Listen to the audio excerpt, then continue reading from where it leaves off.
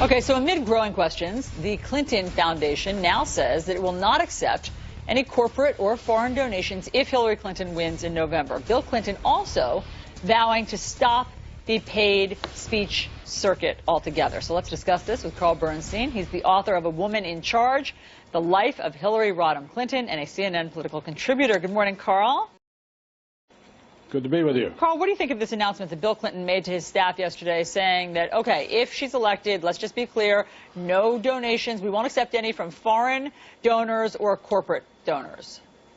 Long overdue. It should have been done while she was the Secretary of State. I wrote a piece in the New York Times a few weeks ago about this. My guess is that they ought to put the foundation into some kind of receivership in which the Clintons have absolutely no contact with it if she wins the presidency. But it's very late in the game to be doing this, and I think it helps Trump in the sense that it shows there are two real issues that won't go away that are undermining her campaign: the server and the foundation, and the inappropriateness of taking this money in the first place, the speeches, et cetera, and this foundation being subject to influence of the Secretary of State. Look, let's talk about that, because what the Hillary Clinton campaign and the foundation would say is there's no smoking gun, there was no pay to play, they didn't take any money that then affected policy. But what her critics will say is there seemed to be some sort of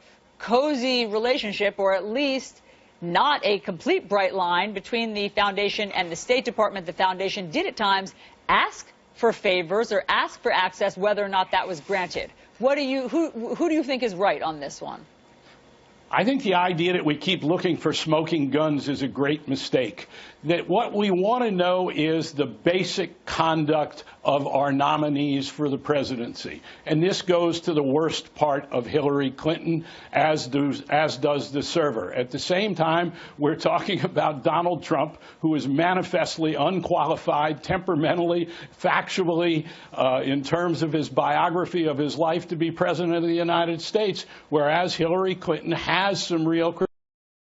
But she must overcome her own Achilles heel on the trustworthiness, dishonesty factor, and that's based on her own conduct, not the vast right-wing conspiracy. She has done this to herself. Bill Clinton has been complicit, and they've got to get past this. And the reorganization of the Trump campaign has been done to emphasize this aspect of her weakness. Let's talk about that. We have seen the reorganization with two new people in charge, and yesterday we did see at least what appeared to be some sort of temperamental shift from Donald Trump, in that, for the first time, he clearly said that he does regret some things that he has said on the campaign, particularly the ones that were hurtful.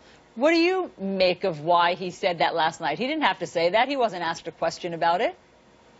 I think it might get him a point or two. I think it's purely tactical and absolutely meaningless. That what really means something is who he's brought into his campaign, which is the guy who runs Breitbart, the right-wing website, along with Roger Ailes. He now has a brain trust in his campaign that is aimed at burying Hillary Clinton as a crook, as a liar, and that her Secretary of State tenure was deceitful, that it weakened the United States. Now, all of these things can be answered, certainly about her substantive conduct as the Secretary of State. But we are now seeing a campaign by Trump with advisors, the likes of which we've never seen before. And anybody who believes the polls that show him out of reach of the presidency, and certainly the people in Brooklyn on Hillary's campaign don't believe the polls either. This is not over by any means yet, especially with these really vicious attack dog